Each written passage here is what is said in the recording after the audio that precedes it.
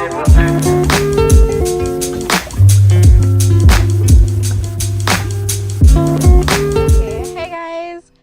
back to my channel. I know this is a completely different setup. I am outside. I decided to film this video outside rather than indoors because lately I've been on the downside when I'm inside, so I think that being out here in the open space, nature, will kind of amp up my mood.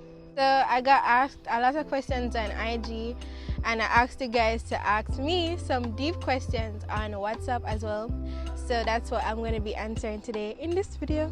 So stay tuned if you want to know more and learn more about me. So first I want to give a little introduction. So for those of you who don't know, my name is Alexia Bernard. I'm 20. I'm in China. I'm studying medicine at Anhui Medical University. I am a Leo. I was born in August. The first question that I got was, at what point in life do you think you made the most drastic change? I would think I made the most drastic change coming up here. Like, that was a very different experience for me. Everything else was so expected, and you know, I had a set vision for everything else in my life, but coming to China wasn't something that I had planned for initially. So I think that was the biggest change in my life, definitely that. And just allowing myself to leave all that I knew back in Jamaica and come here to a new place and learn new things and open my mind and my perspective, and it's been good. So far it's been really good. Next question is, what about you feels hardest to love? About me feels hardest to love? Ooh, that's a deep one. I would say definitely the social parts of me, like social aspects, like social anxiety. I'm a bit awkward, socially awkward, and to deal with that, and also being an introvert and people not always understanding what those two are like, living with those two are like. So that's definitely been very difficult for me and a very hard thing to deal with and to love, I would say. Love someone and not trust them? I think so. I really do. Same as how you can be in love with somebody and gradually lose trust for them, the same way how you can love them and not trust them. Even though trust is a very important aspect that goes along with love, I believe I can love from a distance, knowing that yes, that's the person that I love, but I know that I can't trust them fully. I know what they're like. I know what would come out of that. So I think it's possible, but it's a very hard thing to do. What gets you upset? What gets me upset is when, like, not being understood, explaining myself, not being understood. Definitely people invalidate my feelings and my emotions, and I don't like when people, it's like you pick and choose what you want to listen to and what you want to hear. I hate that. I also hate people go out of their way to bother me. Like, you know, the things that would make me upset, and then you still go to your way and do those things. Yeah, those are some of the things. I hate dishonesty, when people give false interpretations of me and project that onto people and tell other people that, oh, that's what she's like, when you really don't know me. Like, I really do hate that when people do that. Yeah. So the next one is, what do I do in my free time? In my free time, I love to listen to music. I love to draw. I like to sing a lot. I like to video things. I like making like little videos of my day and other things that I see around me. I really love film. I really love reading poems, making poems. I love listening to like a lot of people like opening up about their different experiences and in life, and listening to like podcasts. Definitely a lot of podcasts and self-help kind of type of videos, motivational videos, not the boring ones, but ones where people actually talk about real life shit. What is the hardest part about making YouTube videos? Oh my goodness. Okay, so the hardest part about making videos for me is finding things to say. Oh, my attention span, but I have a really low attention span, so I'll be here talking to you guys, sitting here talking to you guys, and say for example a bird flies by and I just like be staring at the bird for the whole time and I forget what I'm talking about. So that's really hard because it takes a longer time for me to film and edit these type of videos for you guys. Next thing is filming using my phone, because as you know now, I'm using my iPhone to film. I've been using my iPhone to film all my videos, so I don't have a camera, so if someone sends me a text or if someone calls me right now, I have to get up and then, you know, answer them, text back, reply, and then have to set up the camera again, the phone again, and then do all of this all over again. Is really frustrating and I hate it so much. Those are three of the hardest parts about filming these videos, okay? And the last one I want to say is I wouldn't argue much about consistency, because I think that I'm pretty consistent. It's really having my different moods and having other things going on in my life and not really being able to sit down and make these type of videos definitely hinders me putting out content every week. So I know that I should be posting on Fridays, but probably if Friday doesn't have the best weather or I have a class on Friday at that time, so you know, those little things definitely make it harder for me to film videos. Describe your ideal partner. Because there isn't any ideal person, like perfect person, but a relationship that I would thrive in, a partner that I would thrive with, I would definitely say someone who is honest, someone who is open-minded, someone who is trustworthy, empathetic, someone who is comfortable with accepting help as well as giving help, someone who isn't comfortable with putting me down and trying to control me. I really wouldn't like a controlling partner. Someone who knows how to speak to me when they aren't in the best of moods, know how to speak to me when you're angry, know how to speak to me when you're not upset. Someone who is understanding, someone who is progressive, someone who, the sun just came out. So it's like, I guess it's really bright now. Someone who includes me in decision making. You know, you don't know, you can include me. I'm your partner, you're supposed to talk to me about stuff. You know, you don't have to deal with it all alone. Someone who is inclusive. Include me. We're both wholes and we're coming together with our different ideas, and you hear me out, I hear you out, I give my advice. You don't necessarily have to take it, but still include me. Someone who shows affection, emotionally mature. I don't mean that that person knows how to handle all of their emotions, but at least know how to not project it on me. If you at least know how to keep it down and talk to me about it when you feel ready to. Someone who doesn't force me to, oh my gosh, I'm just going off. Someone who doesn't force me to open up, but gives me that reassurance that I need to know that, hey, you know, whenever you're ready to talk about certain things, you can always talk to me.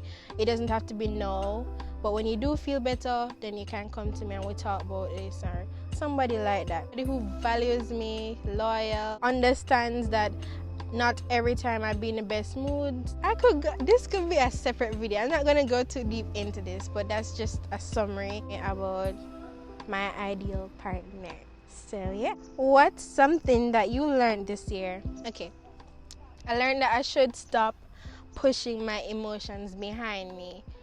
I do this a lot, especially during exam season, where I might be feeling a certain type of way, and then I would literally try to shut down my emotion and be like, okay, I feel upset right now, but I can't think about this, you know, right now because I have my exam tomorrow or next week. I should just dismiss it and just focus on that, which is good and bad.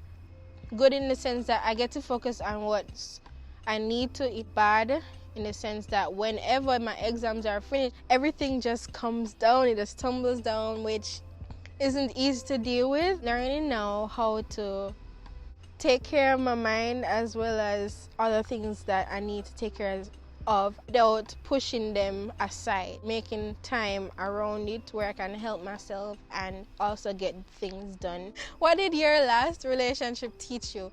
Okay, my last relationship taught me patience.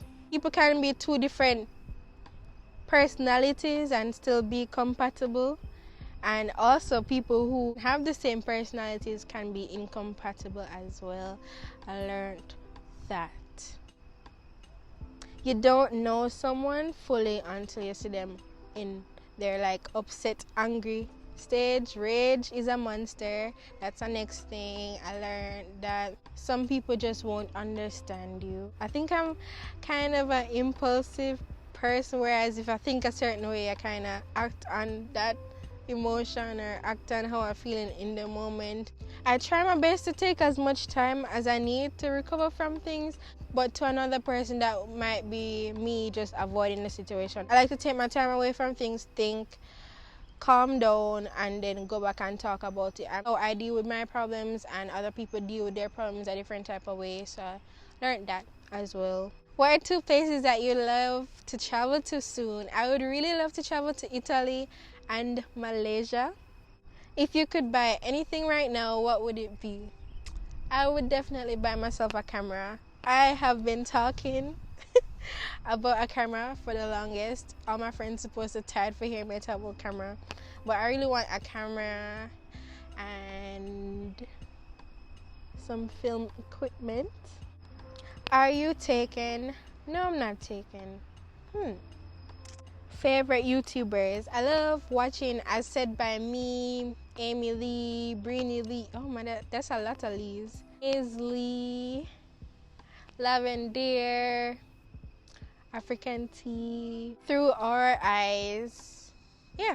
What are your life goals? So, to travel before it's too late, to live a happy life, successful life. And what I mean by successful isn't that everything would always go my way, that I would always be the best at everything. I'm going to have failures along the way that I learn from and grow from. So I do hope that whenever I come to the point where I am at the failures, I know how to navigate my way out of that with a clearer mindset and know that, okay, that's what I learned, that's something that I shouldn't do the next time, this is something that I should probably try the next time, stuff like that, instead of just sticking in that like mindset of, oh, I'm not good enough, or oh, I probably shouldn't try this because I'm failing at it over and over again. I want to redirect my mindset to a more progressive mindset, even though it is pretty progressive, but I want to just bounce back from those failures with a clearer mindset. Where did the inspiration come from to choose this specific path? Okay, this path that I am on right now, I would say it was guided by God, and not only Him, but my intuition. As I said before, it wasn't a path that I saw myself on all my life, or something that I dreamed of always becoming a doctor or being in China. It's more of a deep feeling of me needing to be on this path, me needed to choose to come here to study this or to go here to do that. It's more of my intuition, and I'm trying my best to not dismiss it, because I believe that intuition is your higher self speaking, your most in tune self. So, I mean, why would you not give yourself the chance to be heard? You know, it's more like that. So that's why I decided to let that solely guide me, as well as God. So I'd say those two things are what definitely put me on the path that I am on right now. What's the first thing you intend to do whenever you go back home to Jamaica? Ooh. Okay, that depends on who comes for me at the airport. Eat food, I'd go, oh my gosh, I just really want a party. I mean, I'm a very simple person. All I would really want to do is just eat food and sleep and hug up my family and visit my friends. But you know, the first thing would definitely be to eat food, right? That's what I want to do. Describe yourself using one word. So if I were to describe myself using one word, it would be serene. I think I'm a very calm person, still grounded, I guess you can say that. Are you planning on selling your art pieces on a wider scale? Well, I want to, But for now, I'm just trying to practice and perfect certain things and learn how to paint and just enjoy it for what it is. You know, it's my hobby. It's something that I use as like an outlet for expression. So I just want to enjoy that as well as make them better. Where do you see yourself in the next 2 years in this YouTube space? So I see myself making videos that actually help people, other than me just showing random things in my life as well. What are some things that you would want in your future home? So in my future home, I would definitely want an art studio. I'd want a place where I can grow things because I love growing and planting things. So maybe a greenhouse or a farm, a film room, somewhere I can meditate other than my bedroom. I want a big backyard. Yeah, that's just about it. So thank you so much for watching this video. I hope you learned more about me. And if you had asked a question that I didn't answer, you can always say it in the comment. And like this video if you did, share it if you want to, and subscribe also if you want to. Bye.